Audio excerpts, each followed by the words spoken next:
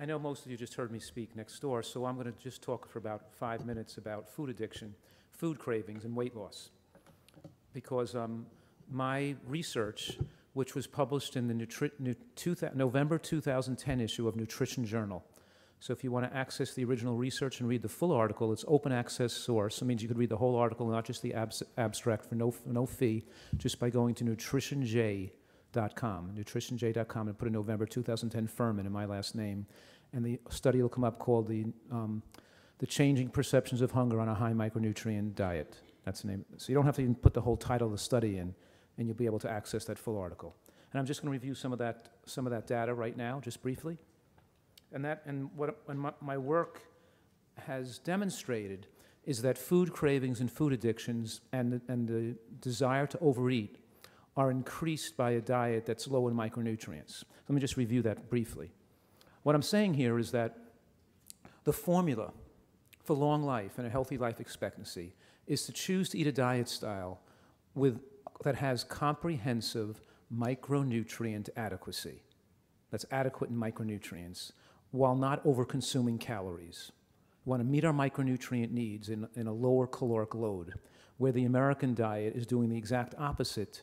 We're predominantly eating foods that are void of micronutrients, that are micronutrient deficient, but are high in calories.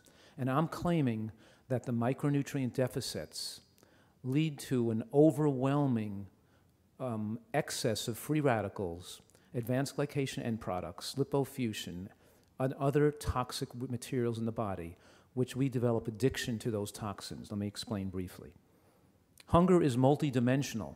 It's affected by the volume, the calories, and by, of course, the nutrients we consume. And of course, what I'm talking about now in this 5-minute presentation is the biological and biochemical nature of food addiction, because food addiction has a high and a low. Means the high of food addiction means we feel better, we feel good when we shoot up with cocaine, but then the low is we feel worse, and we feel shaky, weak, sickly, itchy, anxious, irritable, and crampy when we try to stop imbibing. And the same thing happens when we eat a poor nutrient diet or a low nutrient diet.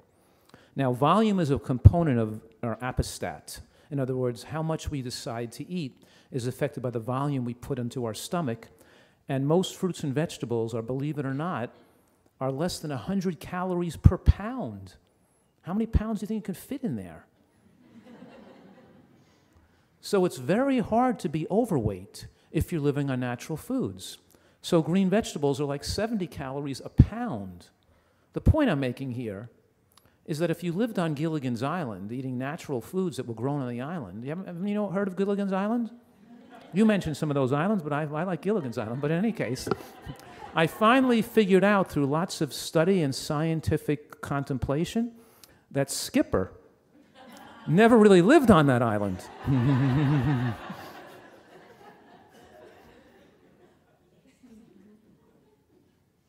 But the point is that when we're eating mushrooms, eggplants, tomatoes, peppers, onions, cauliflowers, beans, artichokes, apples, kiwis, cucumbers, lettuce, tomatoes, and green vegetables, you can't fill up your stomach with many calories. You get full before you put in many calories. It's very hard to become overweight when you're eating a cancer protective, heart disease protective diet, if you're eating natural foods. It's very hard to fit many calories. You can only probably fit about 400 to 500 calories at a time in your stomach. If anything, if you were Tarzan and you really did live with the gorillas eating all those green vegetables, you probably would get enough protein, because greens are very high in protein, but you probably couldn't even get enough calories into you from all those greens because they're so low in calories. You'd probably be too thin.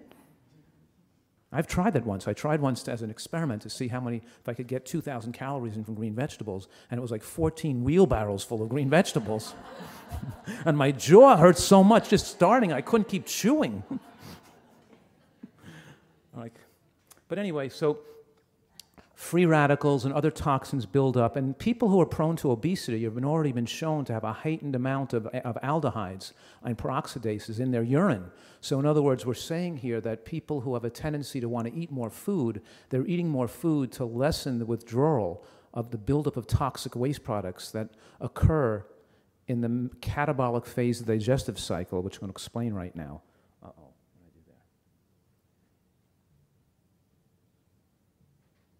So when you eat a meal, the glucose curve goes up. That's the anabolic phase when we're building and storing nutrients. And we store glucose mostly in the form of glycogen in our muscle tissues and liver.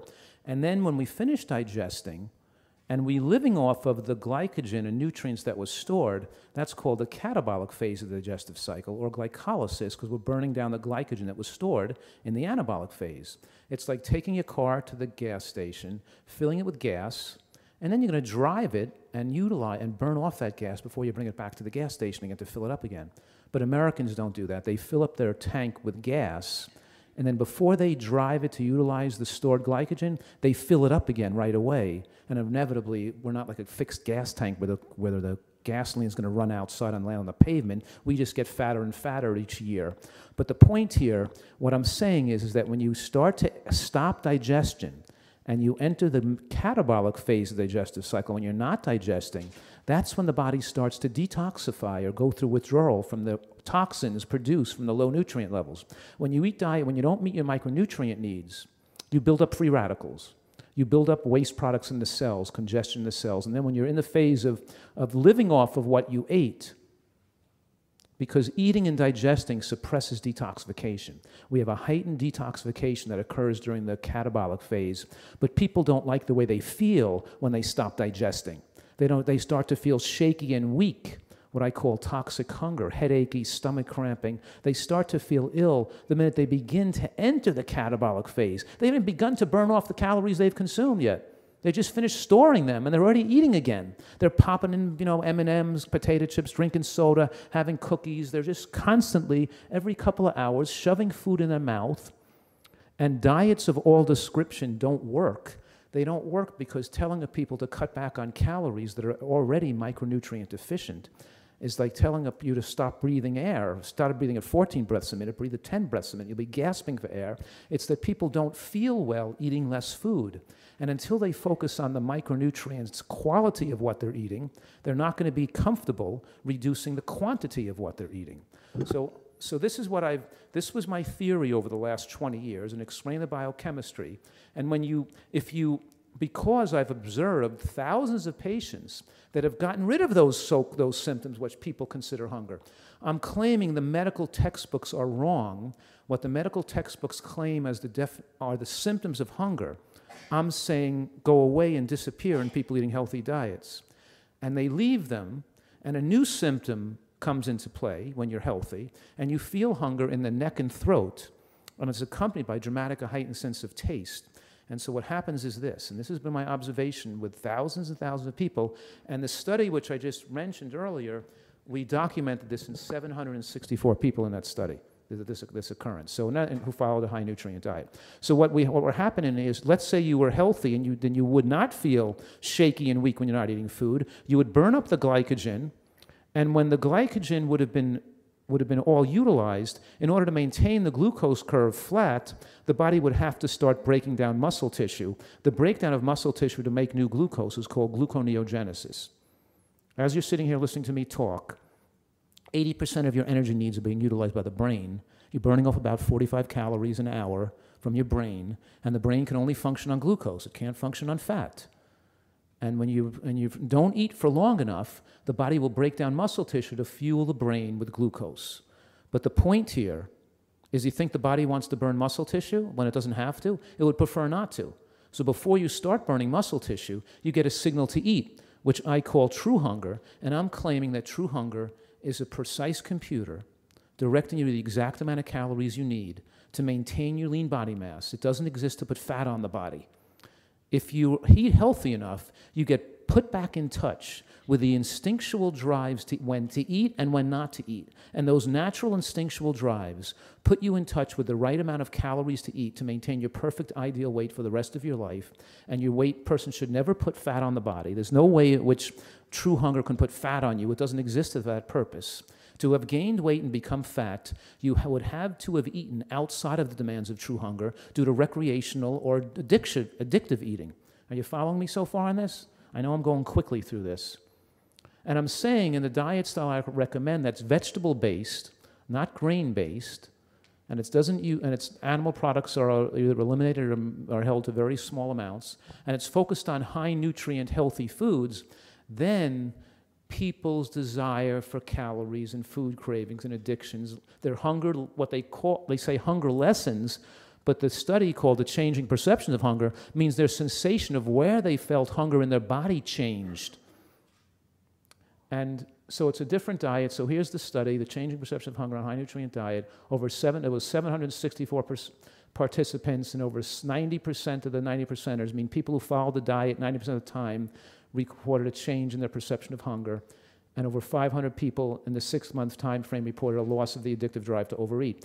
And this is why so many people have lost so much weight, because it's not because dieting failed them in the past. All these people who lost all this body weight were almost checked out of trying to lose weight. Diets don't work for me. I've tried everything. I can't lose weight. They all felt the same way, hopeless.